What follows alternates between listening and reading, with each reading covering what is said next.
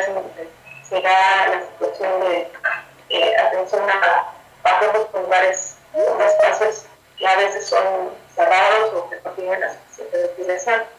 En esta ocasión se quiso abordar el tema de entorno seguro para la valoración funcional de pacientes post-COVID, hablando aquí en el ámbito hospitalario, precisamente porque creo que todavía tenemos algunas dudas por ahí acerca de cuál es la mejor forma de atender a estos pacientes en riesgo de contagio. Entonces, para esta ocasión, tenemos para esta plática al doctor en ciencias José Guillermo Cedeño Laurel, de la Escuela de Salud Pública de la Universidad de Harvard, y también el doctor Isaac Pérez San Pablo, que es compañero aquí de la rehabilitación. Les voy a leer su semblante de cada uno. El doctor Guillermo Cedeño es doctor en Salud Pública de la Universidad de Harvard. Sus áreas de interés principalmente son ciencia de exposición ambiental, en health, epidemiología ambiental y cambio climático, y actualmente se encuentra trabajando en modelos de transmisión de COVID-19. Él es investigador y director asociado del programa de edificios saludables del Departamento de Salud Ambiental y Estudios de Salud Pública de Harvard. Y el doctor Alberto Pérez San Pablo tiene el doctorado en control automático ambiental. Sus áreas de interés es biomecánica,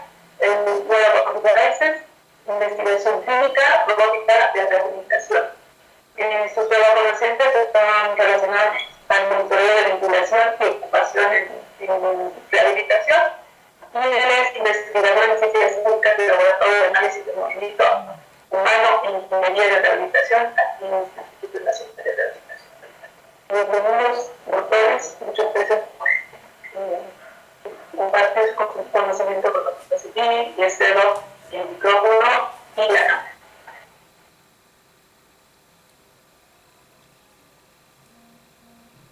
Muchas gracias, doctora. No sé, doctor Isaac, ¿usted va a darle controlar las diapositivas? Sí, si gustas, yo las paso. Perfecto.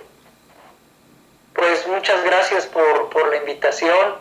No sé si quieras decir algo antes, Isaac, pero creo que sí es un tema muy relevante y queremos darles un poquito de la perspectiva que hay desde el control de exposición a aerosoles infecciosos y un poquito de lo que hemos estado trabajando en el último año y medio. Efectivamente, nada más para ahondar un poco en lo que comenta el doctor Guillermo Cedeño. Este es un trabajo que se ha desarrollado a partir de más o menos febrero de este año bajo su asesoría y supervisión. Entonces, esta es la segunda etapa y estamos muy contentos de poderles presentar algunos de los resultados. Excelente, Isaac. Pues vamos a entrar en materia. No sé si le puedas dar a la siguiente diapositiva.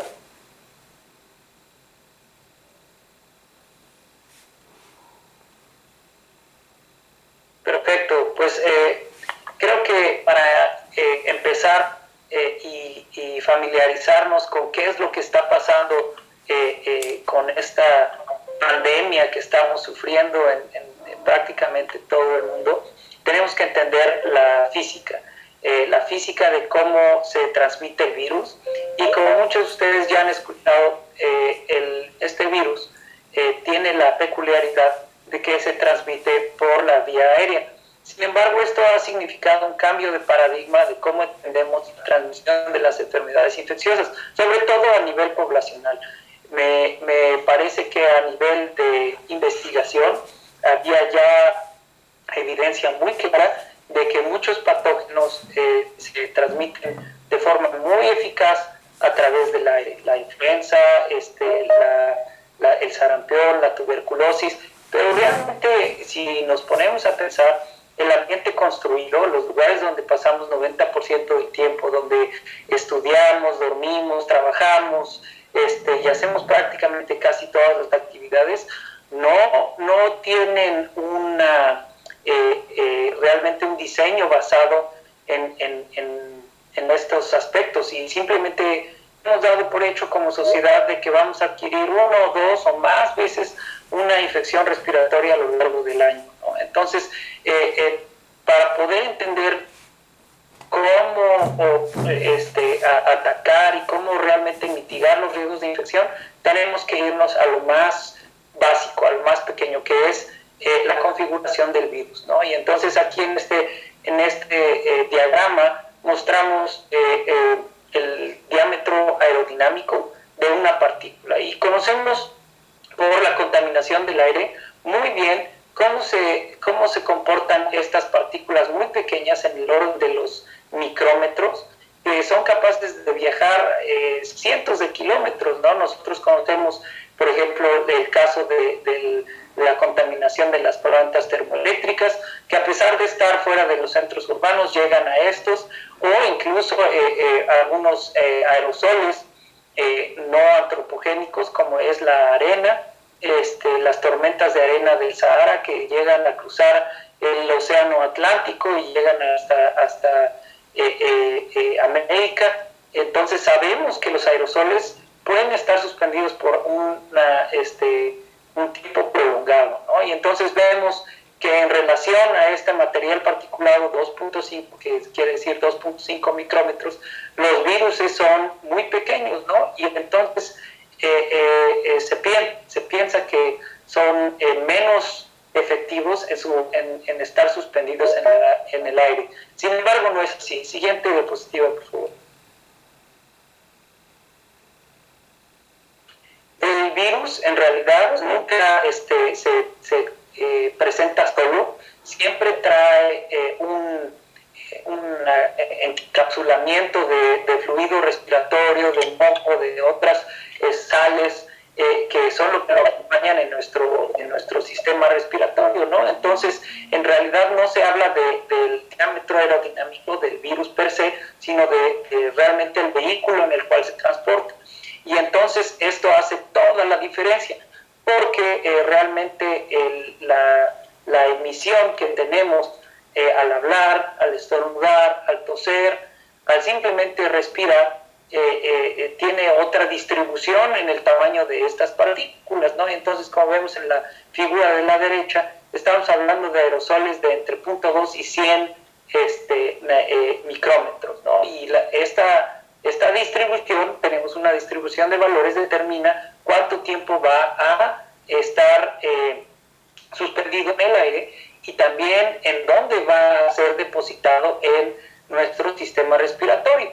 Como nosotros sabemos, la gran gravedad que hay relacionada a la exposición del material particulado de 2.5 micrómetros depende o radica en que estas partículas son extremadamente eficientes de entrar en nuestro sistema respiratorio y irse a lo más profundo de nuestros pulmones, a los alvéolos, causar inflamación sistémica que está asociada a una gran variedad de efectos de salud. Entonces, si los virus en este caso también se encuentran en ese rango, pueden causar lo mismo. Algunos te depositarán en el tracto superior respiratorio, pero otros nos harán harán su aterrizaje, por decirlo así, en nuestros pulmones.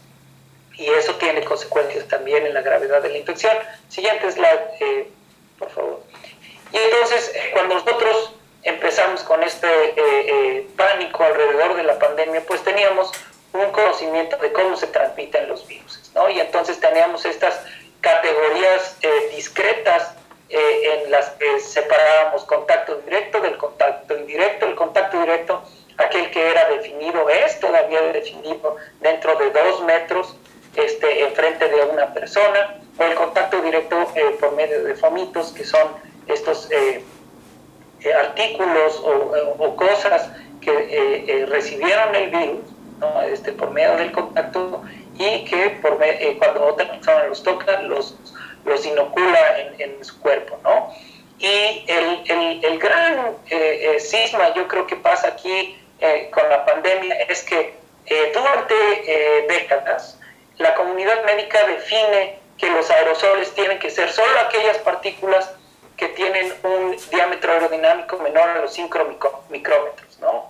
Y que entonces esas solamente son las partículas que pueden causar estas infecciones transmitidas por el aire, como en las películas de Dustin Hoffman, ¿no? Y la rigurosidad que nosotros vemos desde el principio de la pandemia es que el gran mecanismo de transmisión son las gotículas grandes, ¿no? Aquellas mayores a los 5 micrómetros, ¿no? Entonces, de eso vienen las guías de cómo mitigar los virus. Son lavado de manos, el distanciamiento físico y la limpieza excesiva de las superficies. Siguiente slide, por favor. Y esto lo vemos con el paradigma de la Organización Mundial de la Salud. Entonces, esta gráfica muestra la concentración de emisión de virus en función del diámetro aerodinámico, y como ven es una distribución bimonal en la que hay un gran número de partículas que están alrededor de ese 2.5, muy efectivo de viajar a través del aire, y luego otro modo, otro pico en la distribución alrededor de los 150 o 200 micrómetros, ¿no? Que es realmente estas gotículas grandes. Y entonces, para propósitos prácticos, la Organización Mundial de la Salud dice, la gran mayoría de los virus se transmiten por estos gotículas balísticas, ¿no? Que son las que llegan directamente a una persona cuando está en nuestra propiedad o en superficies cercanas a nosotros, ¿no? Sin embargo, como les acabo de explicar, la física de aerosoles está muy bien entendida y no hay esa separación discreta en el corte mágico de los 5 micrómetros, sino que hay esta distribución continua de aerosoles que pueden viajar y permanecer en el aire por tiempo prolongado hasta los 100 micrómetros en realidad. Siguiente diapositiva.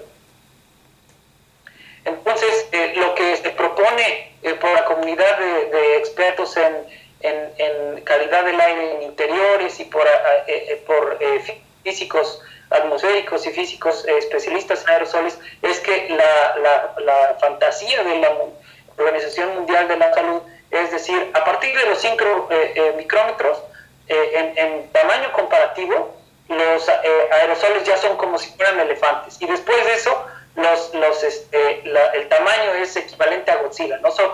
Hay órdenes de magnitud en la diferencia de estos aerosoles, ¿verdad? Sin embargo, la ciencia en aerosoles, como muestra la parte inferior del diagrama, dice que hay este continuo, ¿no? Y que hay sí diferentes los tamaños, pero que realmente hasta los 100 micrómetros tenemos aerosoles que pueden llegar por distancias mayores a los 2 metros, por supuesto. Siguiente slide. Aquí nada más para mostrarles cómo el tamaño del aerosol influye en qué tanto puede permanecer flotando en la atmósfera sin no hay ninguna perturbación, ¿no? Entonces, incluso estos aerosoles de 10 micrómetros pueden estar en un espacio mal ventilado por un orden de 8 minutos, ¿no? Siguiente slide. Y entonces, en lugar de tener estos 4 modos discretos de transmisión del virus, tenemos una realidad que es más compleja, porque tenemos estos virus que salen en los tamaños óptimos para permanecer en el aire, y estos pueden ser inhalados directamente o pueden caer en las superficies, pueden permanecer en un espacio más largo y eliminarse por deposición en el ambiente, solo momentáneamente, para después ser resuspendidos por actividad. Entonces, realmente se hace la diferencia, ¿no? De que los virus que están emitidos en estos diámetros menores realmente pueden estar recirculando en el aire y en superficies de una manera mucho más efectiva que las gotículas de gran tamaño que se sedimentan fácilmente. Siguiente slide. Y entonces empezamos a ver ya no nada más señales o evidencia de la física atmosférica, sino también de la epidemiología, donde decían que la mayoría de los casos estaban presentando en lugares encerrados, ¿no? Y que a pesar de que teníamos el seguimiento de transmisión en espacios exteriores, esta era mínima, ¿no? Entonces, la diferencia en la efectividad de contagio era vasta, ¿no? Cuando en un lugar era la mayoría de los casos pasaban en estos espacios interiores, solamente una fracción de ellos podían suceder en espacios exteriores. Entonces, siguiente slide, por favor. Esto no hacía sentido con el paradigma de la Organización Mundial de la Salud, porque si la pandemia estaba dominada por estos gotículas mayores, realmente los niveles de viento y de disipación en espacios exteriores no iban a influir en la efectividad de la transmisión, ¿no? Entonces, si hubiera sido solamente por estas gotículas mayores, los droplets famosos, no hubiéramos visto diferencia entre la efectividad de transmisión en espacios interiores versus espacios exteriores. Y de forma contraria, si los aerosoles se mostraban como el modo dominante de transmisión, entonces sí justificaba por qué veíamos tanta transmisión en espacios interiores. Siguiente slide. Y aquí solamente para demostrarles estos gotículas mayores a 100 nanómetros, cómo se sedimentan muy rápido en un espacio interior, y realmente necesitan una combinación de factores mucho menos probables de que esa gotícula debía de caer en un área muy disminuida, nuestra boca o nuestras mucosas, la nariz o los ojos, mientras que los aerosoles, por número y por oportunidad de exposición, pues podrían ser mucho más fáciles de facilitar esta transmisión en espacios cerrados y en proximidad. Siguiente slide. Y es aquí como nosotros empezamos a determinar que uno de los parámetros que determinan la concentración de aerosoles en espacios interiores es la ventilación, ¿verdad? Entonces, esta ecuación simplemente es muestra la función de cómo cambia la concentración de ciertas partículas de cierto diámetro a través del tiempo, y esto es función de su velocidad de sedimentación, del intercambio de aire que hay en ese espacio interior y de la inactivación natural del virus, ¿no? Entonces sabemos que la velocidad de sedimentación depende del diámetro, el diámetro depende de la humedad relativa, y la tasa de inactivación también depende de la humedad relativa, ¿no? En cierta escala de tiempo, porque la inactivación del virus está en el orden de las horas, siendo que las exposiciones en nuestros espacios interiores pues tienen un rango de los minutos a las horas, y la ventilación realmente, cuando es muy efectiva, puede eliminar la concentración de virus en minutos, ¿no? Entonces, el parámetro de ventilación, esta lambda, realmente se hace el parámetro en el cual nosotros podemos actuar para cambiar esa disponibilidad de concentración de virus en el ambiente. Siguiente slide. Y entonces la pregunta obligada es: ¿qué tasa de ventilación es la adecuada para nuestros espacios interiores, ¿no? Y la evidencia epidemiológica estaba diciendo que a tasas de ventilación de 1 a 3 litros por segundo por persona se presentaban estos grandes casos de contagio, siendo que los estándares internacionales recomendaban al menos 12.5 litros por segundo por persona, ¿no? Este es un estándar internacional europeo, pero nosotros aquí en Estados Unidos tenemos el ASHRAE, y es más o menos equivalente. Es el pedir alrededor de 15 pies cúbicos por minuto, por persona, el equivalente más o menos a 8 litros por segundo por persona. El caso es que esta recomendación realmente que es la que influye en el diseño de nuestras construcciones, no está basada realmente en la reducción de transmisión de enfermedades infecciosas. Como vemos en el texto de la parte derecha, estudios de exposición en espacios interiores realmente recomendaba el doble de estas tasas de ventilación, no 12.5, sino 25 litros por segundo por persona, ¿no? Entonces, el doble de lo que por estándar es el mínimo de ventilación en nuestros edificios. Y créanme, en México yo sé que muchos de los edificios no tienen ventilación mecánica, algunos de los edificios dependen de abrir ventanas, y a veces abrir ventanas provee una tasa de ventilación superior al 12.5 litros por segundo por persona, pero en muchos casos las ventanas no están abiertas o no hay las condiciones climáticas atmosféricas para proveer este nivel de ventilación, ¿verdad? Y eso es lo que el doctor Isaac les va a hablar en un minuto. Siguiente slide.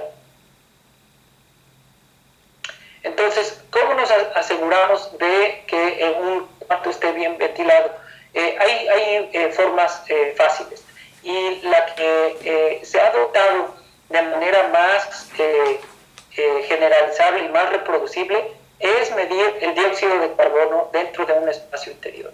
El dióxido de carbono es una medida indirecta de la ventilación en un espacio interior porque se relaciona primordialmente al nivel de exhalación de los ocupantes de ese espacio. Es decir, cuando un espacio empieza a ser ocupado por personas, la concentración de dióxido de carbono se incrementa en relación inversa al nivel de ventilación. Entre más ventilado esté un espacio, menor va a ser este incremento en la concentración de CO2. Y como sabemos de una manera aproximada por tasas metabólicas cuál es la emisión de dióxido de carbono de las personas, podemos establecer valores de riesgo en base a la concentración de dióxido de carbono en partes por millón dentro de un espacio interior. Y entonces esto es prácticamente la solución que nosotros proponemos para reducir de manera significativa el riesgo de contagio, porque ya sea que se disminuyen los aerosoles infecciosos al aumentar la tasa de aire exterior que traemos de fuera de nuestro edificio, o por medio de una filtración efectiva del aire utilizando purificadores de aire. Siguiente slide. Y aquí solamente es una animación para mostrar en el mismo espacio cómo la concentración de CO2 cae de manera muy paulatina cuando las ventanas están cerradas, pero cuando se abren las ventanas y una puerta se ve esta caída vertiginosa, que quiere decir que el espacio se está ventilando de una manera muy eficaz. Siguiente slide. ¿Y qué nos dice de manera conversa la evidencia de que abriendo ventanas y filtrando el aire es una forma efectiva de disminuir los riesgos de transmisión? Bueno, pues que todo este esfuerzo que hacemos por lavar superficies, hacer estas desinfecciones masivas, pues no nada más es inefectivo, sino que estamos gastando dinero que de otra forma pudiéramos invertir en lo que realmente importa, que es limpiar el aire, ¿no? Entonces, esto es precisamente donde se enfoca el trabajo del doctor Isaac y sus colegas. Siguiente slide. Y nada más para finalizar, de manera casi intuitiva, vemos que estas divisiones de plexiglas pues realmente no son nada efectivas, y de hecho podría ser contraproducentes porque inhiben el flujo de aire que normalmente pasaría en un espacio. Entonces, realmente mi mensaje es que el entender la física de cómo se emiten estos virus, cómo se encuentran en el aire, es clave para entender las estrategias de mitigación de transmisión del virus. Muchas gracias, Isaac. Muchas gracias, doctor Guillermo. Pues, a partir de todo este conocimiento que pudimos obtener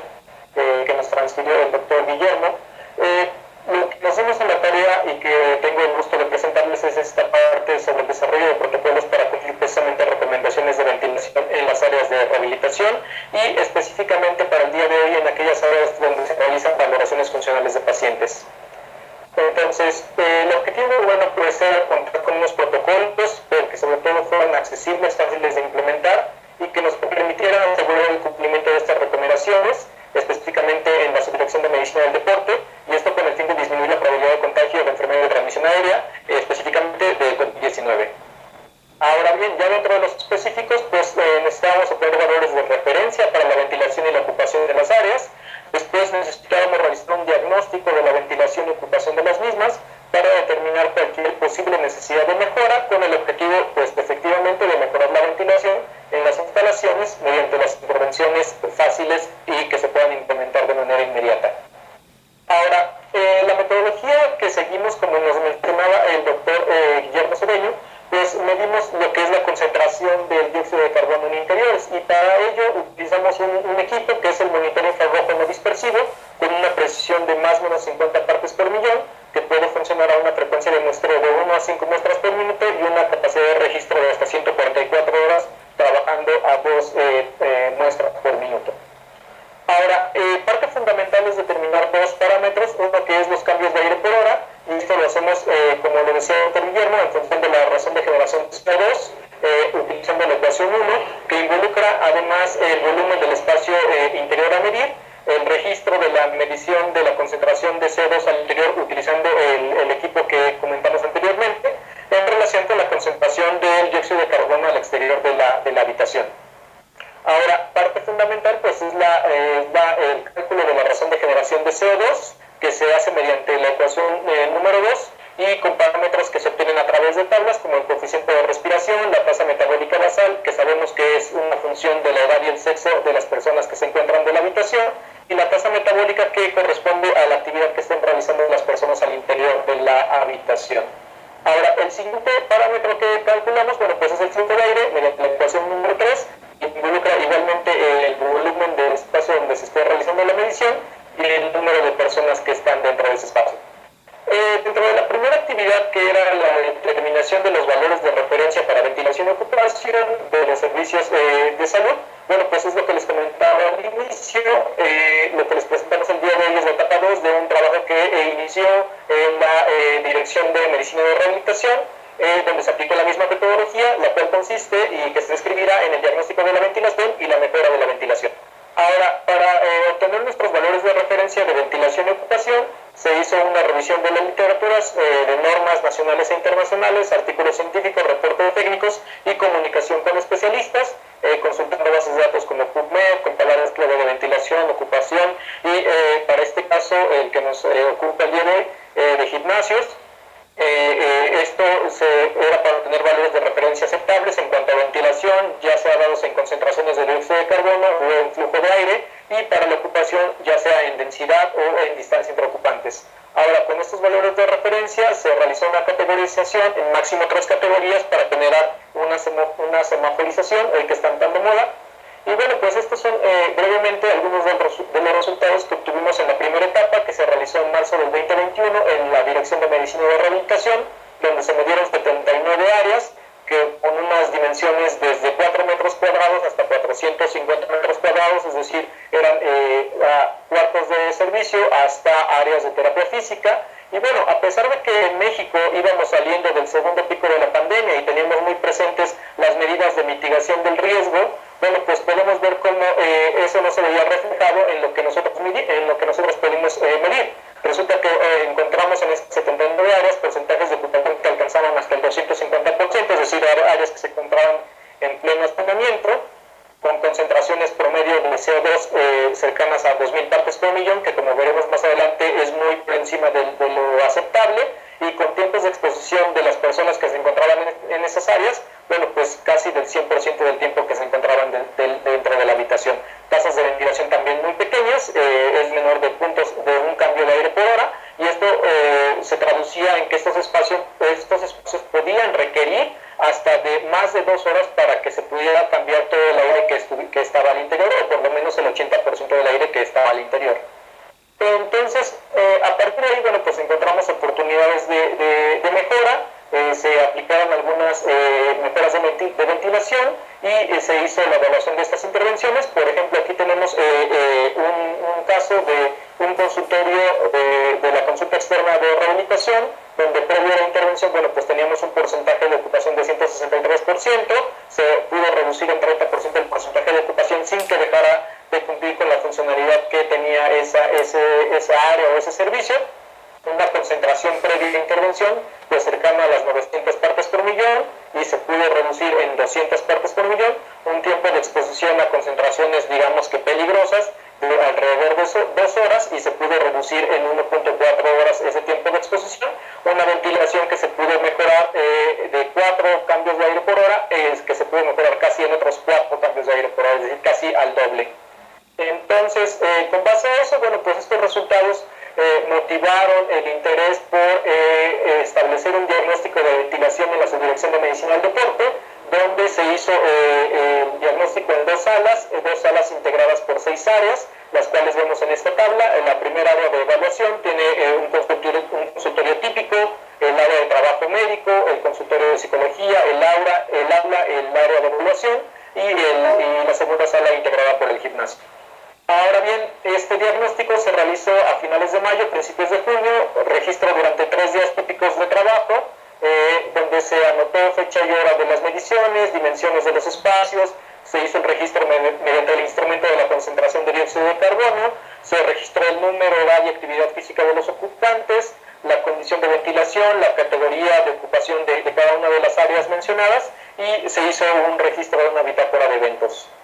Ahora, a partir de esos datos, lo que se procedió fue hacer un cálculo del porcentaje de ocupación, un cálculo de la concentración de dióxido de carbono promedio, el tiempo de exposición a concentraciones superiores a 1000 partes por millón, el cálculo de la ventilación para cada una de las áreas y un cálculo del tiempo necesario para lograr un recambio del 80% del aire al interior de cada una de las mismas. Ahora bien, en función de esto, bueno, pues para lograr la mejora de la ventilación se identificaron áreas de oportunidad, es decir, concentrándonos en aquellas áreas que necesitaban más una mejora de la ventilación, donde se hicieron propuestas de intervenciones accesibles y se evaluó estas intervenciones en un periodo de 5 días durante 11 horas por cada uno de los días, aplicando niveles de control de ingeniería o niveles de control de riesgo administrativos. Y bueno, aquí ya en los resultados, pues vemos que sobre los valores de referencia, en la revisión de los valores sobre ventilación y ocupación en instalaciones de salud, recuperamos 40 documentos, 30 de ellos son específicos dentro del contexto de la pandemia del COVID-19. Aquí cabe destacar que no encontramos ninguna norma nacional que hable al respecto, sí encontramos 3 normas internacionales, 16 artículos científicos, 15 reportes técnicos, estos son grupos de trabajo de la Organización Mundial de la Salud, de la Organización Panamericana de la Salud y de instituciones de profesionales dedicados a la ventilación como ARAE o REVA, así como grupos científicos y universidades. De estos documentos, bueno, pues encontramos 13 documentos relevantes para nuestros fines y con esos construimos estas categorías para cada uno de los parámetros calculados. Aquí vemos las categorías calculadas para la concentración de sueldos, donde tenemos concentraciones menores a 800 partes por millón. Bueno, pues lo categorizamos como nivel deseable, ya que este está asociado a una disminución de síndrome de edificios enfermos o de contagios por enfermedades de transmisión aérea. Y posteriormente en un nivel aceptable, pero donde es necesario iniciar medidas de contención de riesgo, bueno, pues está dentro de los 800 a las 1000 partes por millón, y más allá de las 1000 partes por millón, pues fue identificado claramente como un nivel de concentración no aceptable, caracterizado por un riesgo de infección alto de enfermedades de transmisión aérea. Ahora, en cuanto a la ventilación, medida en los cambios de aire por hora, bueno, pues encontramos como ventilaciones mayores a 6 cambios de aire por hora, se identificaba en áreas de menor riesgo de infección por COVID. Por otro lado, ventilaciones menores a 4 cambios de aire por hora, bueno, pues los identificamos como áreas con un mayor riesgo de infección. En cuanto a la ventilación en medida en flujo de aire exterior por persona, bueno, pues encontramos esta medida de 11 litros por segundo por persona, que se caracterizaba como un bajo riesgo de transmisión de enfermedades por vía aérea, y por otra parte, ventilaciones menores a 5 litros por segundo por persona, bueno, pues son áreas prioritarias para una intervención intervención debido a su mala ventilación. En cuanto a la ocupación, bueno, pues tenemos un estándar que define la ocupación no en función de los metros cuadrados, sino en función de la calidad aceptable del aire al interior, y para cada una de las áreas en función de su propósito, de su uso, tenemos una densidad de ocupantes definida por 100 metros cuadrados, y esto se puede traducir o reflejar en una distancia entre ocupantes. Así, por ejemplo, tenemos que para las áreas de terapia y ejercicio, pues se propone una densidad de ocupantes de 7 por cada 100 metros cuadrados, y esto se traduce en una distancia entre ocupantes de 3.8 metros cuadrados. Perdón, 3.8 metros. Ahora bien, en cuanto a la ocupación, bueno, pues está ya traducida en categorías. Se dijo que cualquiera que estuviera menor o igual al 100%, esto cumplía con el estándar AJAE 62.1/2019, y se aseguraba una distancia mínima entre ocupantes de 1.8 metros, y aquellos que tenían una ocupación mayor al 100%, bueno, pues estaban marcados como no aceptables. Ahora aquí les muestro algunas imágenes de las áreas de la Subdirección de Medicina del Deporte donde se realizaron las evaluaciones, y vemos en esta diapositiva lo que corresponde al área de evaluación, donde vemos que tenemos consultorios alrededor del área de evaluación. Por aquí vemos el área de trabajo médico. Del otro lado, en el otro extremo del área, vemos los consultorios de psicología, y en la parte superior vemos el aula. Ahora, en el otro extremo de la Subdirección de Medicina del Deporte tenemos el gimnasio, y aquí vemos diferentes tomas del área de gimnasio. Ya en cuanto a los resultados de las mediciones, pues podemos encontrar que un consultorio típico de la Subdirección de Medicina del Deporte, tiene un área menor a 10 metros cuadrados. Esto, de acuerdo a su uso, se recomienda una densidad de ocupantes de 20 por cada 100 metros cuadrados, y entonces, haciendo el ajuste para el área que nos encontramos, nuestra recomendación de ocupación es de máximo 2 personas. Ahora, el área de trabajo médico es un área un poco mayor, casi 15 metros cuadrados, que le corresponde una recomendación de 25 personas por 100 metros cuadrados, y así nuestra recomendación queda en 4 ocupantes máximo. Y el área de evaluación es un área relativamente grande, de 200 metros cuadrados, que le corresponde a un nivel de ocupación de 7 por cada 100 metros cuadrados, y aquí podemos recomendar máximo una ocupación de 14 personas. Ahora, por el lado de psicología, tenemos un área de 16 metros cuadrados, que corresponde igual al nivel de 20 por cada 100 metros cuadrados. Esto correspondería para esta área en específico a una recomendación de máximo 3 ocupantes. Y el aula es un área de 26 metros cuadrados, que corresponde a un nivel de 3 por cada 100 metros cuadrados, y correspondería a una recomendación de máximo 8 ocupantes. Ahora bien, por otro lado, el gimnasio, bueno, pues tenemos un área de más de 250 metros cuadrados, que cae dentro de la categoría de 7 ocupantes por cada 100 metros cuadrados, y esto se traduce en una recomendación de ocupación máxima de 19 personas. Ahora bien, aquí es donde les presento los registros de la ventilación medidos con el monitor de dióxido de carbono. Aquí tenemos un extracto del registro de ventilación de la ocupación del aula durante una reunión. Aquí es el registro donde podemos ver que básicamente sí hay pequeñas oscilaciones en la lectura, pero se mantiene más o menos estable, y se mantiene dentro de la zona definida como aceptable, la zona verde.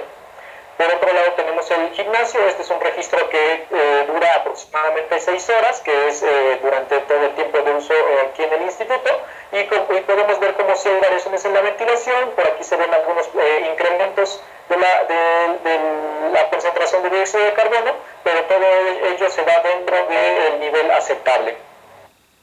Por otro lado vemos los consultorios. Bueno, el consultorio que se midió, vemos como sí hay oscilaciones en la concentración de dióxido de carbono. Vemos aquí algunos picos muy marcados que corresponden a periodos de consulta, periodos no más de 30 minutos, pero vemos cómo terminó la consulta, se ventilan las paredes y vuelven a disminuir. Ahora aquí tenemos el consultorio de psicología, donde igual se da un incremento de la concentración de CO2 en algunos periodos de tiempo que podría corresponder a la consulta, y que incluso se empiezan a aproximar a las horas donde es necesario empezar a pensar en las intervenciones.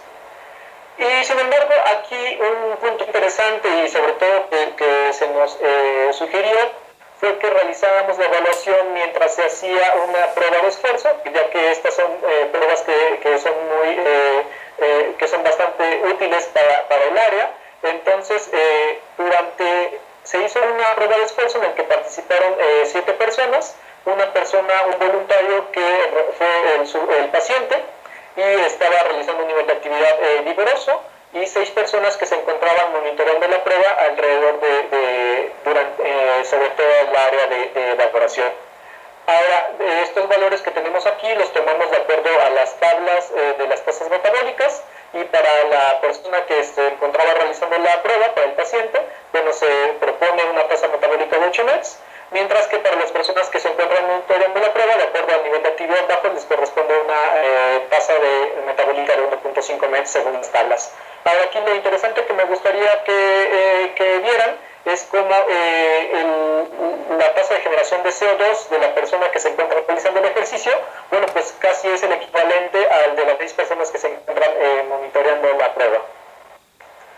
Ahora bien, este es el registro de la emisión de dióxido de carbono durante la prueba. Aquí se tomaron medidas de 2 sensores de forma paralela, uno que se encontraba cerca de la banda y otro que se encontraba en medio de la zona de medición.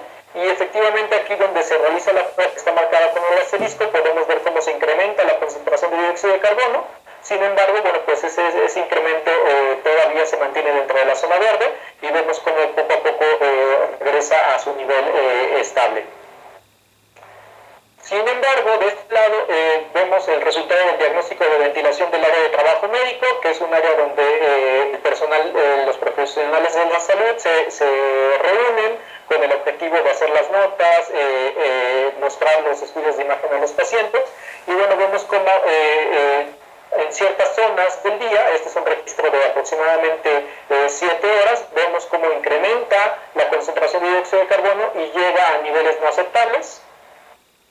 Esto es, digamos que el resumen ya de los datos cuantitativos, y podemos ver efectivamente cómo en trabajo médico tenemos porcentajes de ocupación por arriba del 100%, mientras que en el gimnasio encontramos porcentajes de ocupación de alrededor del 22%. En cuanto a la concentración del dióxido de carbono, bueno, pues vemos cómo en trabajo médico se alcanzaron esas medidas no aceptables, mientras que por otro lado, en el área de evaluación, incluso durante la realización de la prueba de esfuerzo, bueno, pues encontraron niveles de concentración bastante aceptables. Ahora, esto correspondiendo a los cálculos de ventilación, bueno, pues encontramos cálculos de ventilación superiores a los 6 cambios de aire por hora, o superiores a la recomendación de los 11 litros por segundo por persona. Sin embargo, sí encontramos áreas que tenían niveles de ventilación no muy buenos, como esta del trabajo médico o el consultorio de psicología. Es sí que identificamos nuestra área de oportunidad, que correspondía precisamente al área de trabajo médico. En este caso ya se inició el análisis de la bitácora para ver específicamente qué es lo que está sucediendo en esta área, y podemos ver cómo las concentraciones bajas corresponden a porcentajes de ocupación bajos, por debajo de la recomendación, mientras que las concentraciones altas corresponden a porcentajes de ocupación más allá de la recomendación. Y es aquí donde pues surgió la necesidad, o se identificó la necesidad de mejorar la ventilación. Aquí vemos un acercamiento de la zona de trabajo médico. Lamentablemente, bueno, pues esta área está construida de tal forma que solamente cuenta con una ventilación mediante la puerta, no tiene además otras ventanas para ventilar el área, no se puede realizar una ventilación cruzada. Entonces aquí se propuso mejorar la ventilación, es decir, el aire que ingresa o que sale, a través de ventiladores eléctricos de piso. Y obviamente, bueno, pues cuidar que la ocupación se mantuviera dentro de la recomendación calculada. Ahora aquí vemos ya los resultados de las evaluaciones. Estas son evaluaciones de la concentración de dióxido de carbono a lo largo de 5 días por 11 horas aproximadamente. Y entonces aquí, a manera de referencia, les presento en rojo intenso la medición antes de cualquier implementación de medida de contención de riesgo, y vemos cómo sí llega a los niveles no aceptables. Posteriormente vemos cómo se van implementando las medidas de ventilación y de ocupación. Al principio los primeros registros, bueno, pues corresponden a estas líneas en amarillo y en azul, donde si bien no llegan a ser tan altos como la roja, bueno, pues aún así se mantienen altos.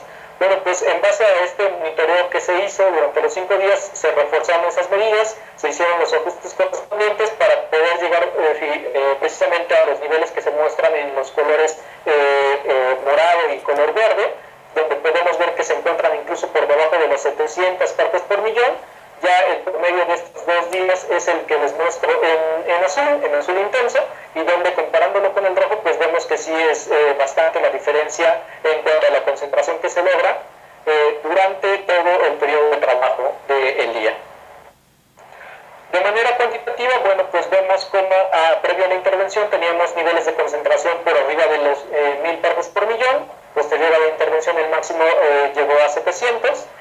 Tiempos de exposición no aceptables o no deseables, bueno, pues correspondían a 12 minutos, y posteriormente a la intervención vemos que ya nos alcanzaron esos niveles no aceptables. Las ventilaciones, bueno, pues se mejoraron, pasamos de una ventilación de 4 cambios de aire por hora a más de 6. Y finalmente, en cuanto a la discusión, bueno, pues el objetivo era lograr un entorno seguro para la valoración funcional de los pacientes. Encontramos evidencia suficiente para definir nuestros valores de referencia para ventilación y ocupación.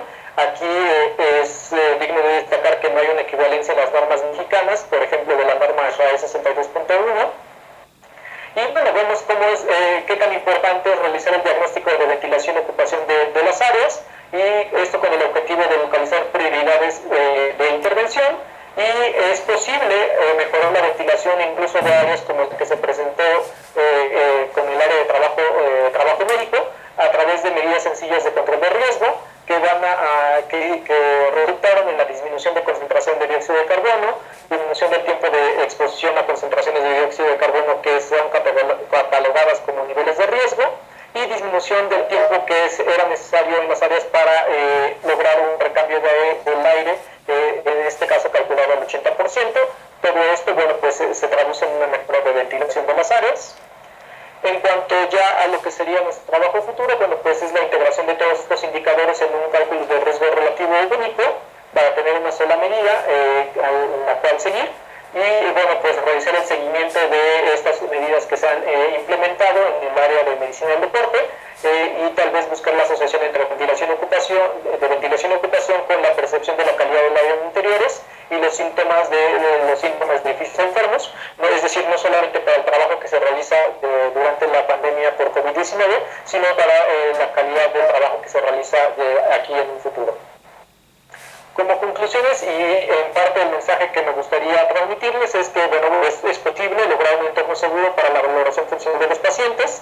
Sin embargo, pues vemos la importancia de vigilar los niveles de ocupación y ventilación, el desarrollo de protocolos de intervenciones accesibles con el fin de asegurar el cumplimiento de estas recomendaciones. Es decir, no es suficiente con dar las recomendaciones, es necesario vigilar que se implementen, y con esto disminuir la probabilidad de contagio de enfermedades de transmisión aérea en el contexto de la pandemia de COVID-19 y cualquier otra enfermedad que pueda transmitirse por vía aérea. Pues dentro de los agradecimientos me gustaría agradecer a la doctora Ariadna del Villar, de la Subdirección de Medicina del Deporte, por todo su apoyo y compromiso para la realización de este trabajo. Ella es quien ha vigilado de forma puntual de las áreas el cumplimiento de las recomendaciones. Entonces, bueno, pues eso sería todo de nuestra parte, y aquí los datos de contacto, y quedamos abiertos a cualquier pregunta.